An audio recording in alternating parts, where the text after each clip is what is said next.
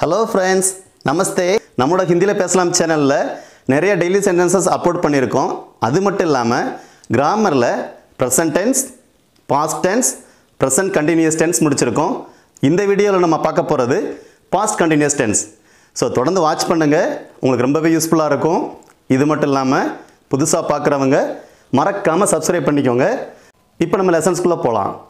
Past continuous tense அப்படின்னா கடந்த காலத்தில் ஒரு செயல் நடந்து கொண்டிருந்ததை சொல்கிறது தான் பாஸ்ட் கண்டினியூஸ் டென்ஸ். அவன் செய்து கொண்டிருந்தான், அவன் பேசி கொண்டிருந்தான், மழை பெய்து கொண்டிருந்தது. இந்த மாதிரி கடந்த காலத்தில் எதெல்லாம் நடந்து கொண்டிருந்ததோ அதைத்தான் நம்ம பாஸ்ட் கண்டினியூஸ் டென்ஸ் அப்படின்னு சொல்கிறோம். பாஸ்ட் கண்டினியூஸ் டென்ஸில் ஒரு ஆண் பேசும்போது அல்லது ஒரு ஆணை பற்றி பேசும்போது எந்த மாதிரி பேசணும்னா வேர்டு ஆர்டர் நல்லா கவனிங்க. வெர்ப் ப்ளஸ் ரகா ப்ளஸ் தா. ஒரு வெர்போட ரகா சேர்த்து அதோட தா அப்படின்னு சேர்க்கணும். உதாரணமாக நல்லா கவனிங்க. நான் விளையாடி கொண்டிருந்தேன், நான் விளையாடி கொண்டிருந்தேன். நான் அப்படின்னா மே. விளையாடு அப்படிங்கிறதுக்குரிய வெர்பு கேள். கேள்னா சொல்லுவோம் இல்லையா, இட்ஸ் கேள்.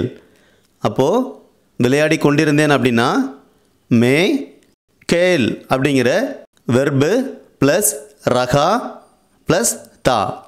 மே கேள் ரகா தா அப்படின்னா நான் விளையாடி கொண்டிருந்தேன் அப்படின்னு அர்த்தம். இது ஒரு ஆண் சொல்லும்போது நம்ம என்ன சேர்க்குறோம், ரகா அப்படின்னு சேர்க்குறோம். இதை மறந்துடவே கூடாது. ஒரு ஆண்பால் சொல்லும்போது ரகா அப்படின்னு தான் சொல்லணும். இதில் ரகா அப்படிங்கிறது தான் இந்த கண்டினியூஸ் ஃபார்ம் உருவாக்குது. இந்த கொண்டு அப்படின்னு சொல்கிறோம்ல, விளையாடி கொண்டு, அந்த கண்டினியூஸ் ஃபார்ம் உருவாக்குறதே இந்த ரகா தான். ஸோ ஆண்பாலுக்கு நம்ம என்ன சொல்லணும் அப்படின்னா மே கேல் ரகாத்தா அப்படின்னு சொல்லணும். தட் இஸ் அ கான்ஸ்டன்ட், மறந்துடாதீங்க. இந்த ஆண்பால் சிங்குலர் ஃபார்மேட்டில் அடுத்த ஒரு சென்டென்ஸ் பார்ப்போம். நான் பார்த்து கொண்டிருந்தேன். நீங்களே ஈஸியாக சென்டென்ஸ் மேக் பண்ணலாம், ட்ரை பண்ணுங்கள். நான் பார்த்து கொண்டிருந்தேன். நான் அப்படின்னா மே, பார் அப்படிங்கிறதுக்கு தேக்னா, ஸோ தேக் எடுக்கிறோம். கொண்டிருந்தேன் ரகா தா. நான் பார்த்து கொண்டிருந்தேன் அப்படின்னா மே தேக் ரகா தா அப்படின்னு சொல்லணும். வெரி சிம்பிள் தான். இந்த ஃபார்மேட் மட்டும் மறந்துடக்கூடாது. அதே மாதிரி அவன் பேசி கொண்டிருந்தான். இப்போ நான் சொல்லலை, சிங்குலர் தான். அவன் பேசி கொண்டிருந்தான். எப்படி சொல்லலாம்? அவன் அப்படின்னா ஓ, பட் லெட்டரில் எப்படி போடுவோம், வஹ். ஓகேவா? ஸோ அவன் அப்படின்னா ஓ, பேசுகிறதுக்கு என்ன சொல்லுவோம், போல்னா. ஸோ ஓ போல் ரகாத்தா. ஓ போல் ரகாத்தா அப்படின்னா அவன் பேசி கொண்டிருந்தான் அப்படின்னு அர்த்தம். So very simple. கொஞ்சம் அண்டர்ஸ்டாண்ட் பண்ணிக்கோங்க. ஒரு 3 வெர்பு தான் சொல்லி கொடுத்துருக்கேன். இதே ஃபார்மேட்டை வச்சு நிறைய வெர்பில் நிறையா சென்டென்ஸ் மேக் பண்ண முடியும். ஸோ நல்லா கவனிங்க. இது வரைக்கும் நம்ம பார்த்தது ஆண்பால் சிங்குலர். இப்போ நம்ம பார்க்க போகிறது பெண்பால் சிங்குலர். இந்த ஃபார்மேட் எப்படி சொல்கிறதுன்னு பார்க்கலாம். வெர்ப் ப்ளஸ் ரஹி ப்ளஸ் தீ, ரஹி தீ அப்படின்னு சொல்லணும். உதாரணமாக நான் விளையாடி கொண்டிருந்தேன். இது ஒரு பெண் சொல்கிறதா இருந்தால் மே கேல் ரஹித்தி, மே கேல் ரஹித்தி அப்படின்னு சொல்லணும். நான் பார்த்து கொண்டிருந்தேன். இப்போ ஒரு பெண் தான் சொல்கிறாங்க, மே தேக் ரஹித்தி, மே தேக் ரஹித்தி அப்படின்னு சொல்லணும். தேக் ரஹாத்தா அப்படின்னு சொல்லக்கூடாது. ஸோ ஒரு பெண் சொல்லும்போது மே தேக் ரஹித்தி அப்படின்னு சொல்லணும். இந்த வார்த்தையை பார்த்தாலே இது ஒரு பெண் தான் சொல்கிறாங்க அப்படிங்கிறத நம்ம அண்டர்ஸ்டாண்ட் பண்ணிக்கணும். அடுத்து நான் பேசிக்கொண்டிருந்தேன். நான் பேசிக்கொண்டிருந்தேன் அப்படின்றத ஒரு பெண் சொல்லும்போது எப்படி சொல்லுவாங்கன்னா மே போல் ரஹித்தி. அவ்வளோதாங்க, சிம்பிள். மே போல் ரஹித்தி அப்படின்னு சொல்லணும். அடுத்து நம்ம பார்க்க போகிறது ஆண்பால் ப்ளூரல் பார்க்க போகிறோம். இது ப்ளூரல் மட்டும் இல்லாமல் ஒரு ரெஸ்பெக்டாக பேசணும் இல்லையா, ஒரு ஆண்பாலில் ஒருத்தரை ரெஸ்பெக்டாக சொல்லணும் அப்படிங்கிறதுக்கும் இதே ஃபார்மேட் தான் யூஸ் பண்ணுறோம். ஸோ கவனிங்க. இந்த ஃபார்மேட் எப்படின்னா வெர்ப் ப்ளஸ் ரஹே ப்ளஸ் தே. வெர்ப் ப்ளஸ் ரஹே ப்ளஸ் தே அப்படின்னு சொல்லணும். உதாரணமாக அவர்கள் விளையாடி கொண்டிருந்தார்கள். அவர்கள் ப்ளூரலில் சொல்கிறோம். அவர்கள் விளையாடி கொண்டிருந்தார்கள். இது எப்படி சொல்கிறதுனா அவர்கள்னா வே, விளையாடி கொண்டிருந்தார்கள். கேல் ரஹே தே. வித்தியாசம் பார்த்துட்டிங்களா? ரஹா தா கிடையாது. வே கேல் ரஹே தே அப்படின்னு சொல்லணும். அவர்கள் விளையாடி கொண்டிருந்தார்கள் அப்படின்னு அர்த்தம். ஸோ இதே மாதிரி அவர்கள் பார்த்து கொண்டிருந்தார்கள் அப்படின்னா வே தேக் ரஹே தே. அவர்கள் பேசிக்கொண்டிருந்தார்கள்.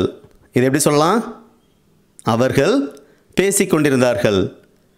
வே போல் ரஹே தே. வே போல் ரஹே தே அப்படின்னா அவர்கள் பேசிக்கொண்டிருந்தார்கள் அப்படின்னு அர்த்தம். ப்ளூரல்லே இன்னொரு வேர்டு பார்க்கலாம். ஸோ அவர்கள் அப்படின்னாலும் ப்ளூரல் தான், நாங்கள் அப்படின்னாலும் ப்ளூரல் தானே. ஸோ நாங்கள் அப்படிங்கிறதுக்கு ஹம். சில நேரம் சொல்லுவோம்ல, அவங்க வரும்போது நாங்கள் சாப்பிட்டு கொண்டிருந்தோம், நாங்கள் சாப்பிட்டுக்கிட்டு இருந்தோம், அவங்க வரும்போது நாங்கள் சாப்பிட்டுக்கிட்டு இருந்தோம். ஸோ நாங்கள் சாப்பிட்டு கொண்டிருந்தோம் எப்படி சொல்லலாம்? நாங்கள் அப்படின்னா ஹம், சாப்பிட்றதுக்கு கா. ஸோ நாங்கள் சாப்பிட்டு கொண்டிருந்தோம்னா ஹம் கா ரஹேத்தே. ஹம் கா ரஹேத்தே அப்படின்னா நாங்கள் சாப்பிட்டு கொண்டிருந்தோம் அப்படின்னு அர்த்தம். இப்போது பெண் பாலோட ப்ளூரல் பார்க்க போகிறோம். ஸோ சேம் ஃபார்மேட்டு தான். வெர்ப் ப்ளஸ் ரஹி ப்ளஸ் தி. நம்ம ஏற்கனவே பார்த்தோம் இல்லையா, அதே ஃபார்மேட்டு தான் ப்ளூரலுக்கும் நம்ம யூஸ் பண்ணுறோம். பாட்டி என்ன செய்து கொண்டிருந்தார்கள்? பாட்டி என்ன செய்து கொண்டிருந்தார்கள்? தாதி கியா கர் ரஹி தி. தாதி கியா கர் ரஹி தி. பாட்டி என்ன செய்து கொண்டிருந்தார்கள் அப்படின்னு சொல்லணும். அம்மா டிவி பார்த்து கொண்டிருந்தார்கள். எப்படி சொல்லலாம்? மா டிவி தேக் ரஹி தி அப்படின்னு சொல்லணும். பெண்கள் இப்போ சொல்கிறாங்க நாங்கள் தூங்கி கொண்டிருந்தோம். இது ஹிந்தியில் எப்படி சொல்லணும்? ஹம் சோ ரஹி தி. ஹம் சோ ரஹி தினா நாங்கள் தூங்கி கொண்டிருந்தோம் அப்படின்னு பெண்கள் சொல்வதாக அர்த்தம். நீ என்ன செய்து கொண்டிருந்தாய்?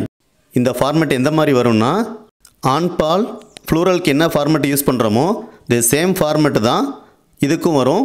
ஸோ நீ என்ன செய்து கொண்டிருந்தாய் அப்படிங்கிறத தும் கியா கர் ரஹே தே. தும் கியா கர் ரஹே தே அப்படின்னு சொல்லணும். இதே ஒரு பெண்பால் சொல்கிறதா இருந்தால் தும் கியா கர் ரஹி தி அப்படின்னு சொல்லணும். ஸோ தும் எங்கெல்லாம் வருதோ அதுக்கு நம்ம எந்த ஃபார்மேட் யூஸ் பண்ணுறோம், ப்ளூரலுக்கு என்ன ஃபார்மேட் யூஸ் பண்ணுறோமோ தட் இஸ் சேம் ஃபார்மேட் நம்ம யூஸ் பண்ணுறோம். ஓகே ஃப்ரெண்ட்ஸ், இந்த வீடியோ உங்களுக்கு ரொம்பவே யூஸ்ஃபுல்லாக இருந்திருக்கும்னு நினைக்கிறேன். நம்மளோட வீடியோ உங்களுக்கு ரொம்ப பிடிச்சிருந்ததுன்னா மறக்காமல் லைக் பண்ணிக்கோங்க. உங்களோட நண்பர்களுக்கு மறக்காமல் ஷேர் பண்ணுங்கள். இதே மாதிரி இன்னும் நிறைய வீடியோவில் சந்திப்போம். தன்யவாத்.